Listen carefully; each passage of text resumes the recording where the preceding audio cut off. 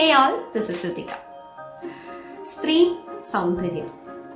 കാലം 2025. കുറേ മാറ്റങ്ങളൊക്കെ വന്നെങ്കിലും ഇന്നും സമൂഹത്തിൽ ഒരു കൂട്ടം ആൾക്കാർ ഒരു വ്യക്തിയെ സൗന്ദര്യത്തിന്റെ അടിസ്ഥാനത്തിൽ അളക്കുന്നത് നമുക്ക് കാണാം. അങ്ങനെ സ്ത്രീയും സൗന്ദര്യവും പരസ്പരം ബന്ധപ്പെട്ട ഒരു നോവൽ ഞാൻ നിങ്ങൾക്ക് പരിചയപ്പെടുത്തട്ടെ. സ്ത്രീ ജീവിതാനുഭവങ്ങൾ ആഴത്തിൽ അവതരിപ്പിക്കുന്ന നോവൽ. മലയാളത്തിന്റെ ഇക്കാലത്തെയും ശ്രദ്ധേയനായ എഴുത്തുകാരൻ പി കേശവദേവിന്റെ ഒരു സുന്ദരിയുടെ ആത്മകഥ.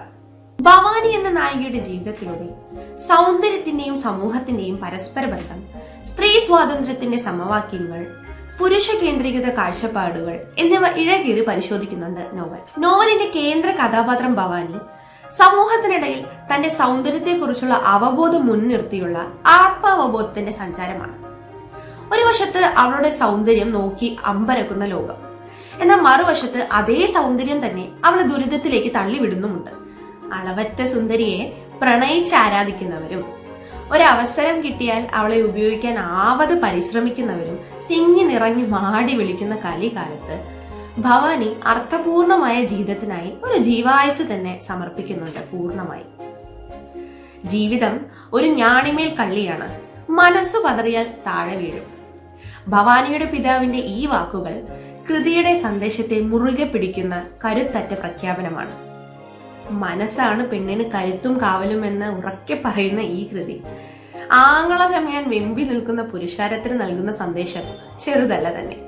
കേശവദേവിന്റെ ഭാഷ വളരെ ആകർഷകവും വ്യക്തമായ സന്ദേശം എത്തിക്കാൻ പോകുന്നതുമാണ്. ഒരു സ്ത്രീ കഥാപാത്രത്തിന്റെ മാനസിക ലോകം ഇത്ര നയമനോഹരമായി അവതരിപ്പിക്കാൻ കഴിയുന്നത് അദ്ദേഹത്തിന്റെ സമൂഹത്തിനോടുള്ള ആഴത്തിലുള്ള ബന്ധത്തെ നമുക്ക് എടുത്തു കാണിക്കുന്നു. ഭവാനിയുടെ ജീവിതം വെറും ഒരു വ്യക്തിയുടെ കഥയല്ല, സൗന്ദര്യത്തിന്റെയും സമൂഹത്തിന്റെയും സാമൂഹിക മാനദണ്ഡങ്ങൾ ഒരു വ്യക്തിയെ നിർണ്ണയിക്കുന്നത് എങ്ങനെയാണ് എന്നതിന്റെ ദൃഢമായ പഠനമാണ്. ഒരു സുന്ദരിയുടെ ആത്മകഥ ഒരു സ്ത്രീ വിമോചന കൃതി എന്നതിലും അപ്പുറമാണ്. സ്ത്രീ സൗന്ദര്യത്തെക്കുറിച്ചുള്ള സമൂഹത്തിനുള്ള ഇരട്ടത്താപ്പുകൾ, ഒരു സ്ത്രീയുടെ സൗന്ദര്യം അവൾക്ക് തന്നെ ശാപമായി മാറുന്ന അവസ്ഥ, പുരുഷതന്ത്രവാദികളുടെ മോഹഭംഗങ്ങളും ദുരഭിമാനങ്ങളും. All this makes this novel a thought-provoking and timeless classic. നമ്മുടെ സമൂഹത്തിൽ ഇന്നും നിലനിൽക്കുന്ന സ്ത്രീ പ്രതിസന്ധികളെ പാഴാക്കാത്ത നേർക്കാഴ്ചയായി കൃതി നിലനിർത്തുന്നുണ്ട്. സ്ത്രീയാകട്ടെ പുരുഷനാകട്ടെ ഒരു വ്യക്തിയെ സൗന്ദര്യത്തിന്റെ അടിസ്ഥാനത്തിൽ അളക്കാതിരിക്കുക, ബഹുമാനിക്കാൻ പഠിക്കുക. വായിക്കാം നീറിപ്പുകയുന്ന ഒരു സുന്ദരിയുടെ ആത്മകഥ.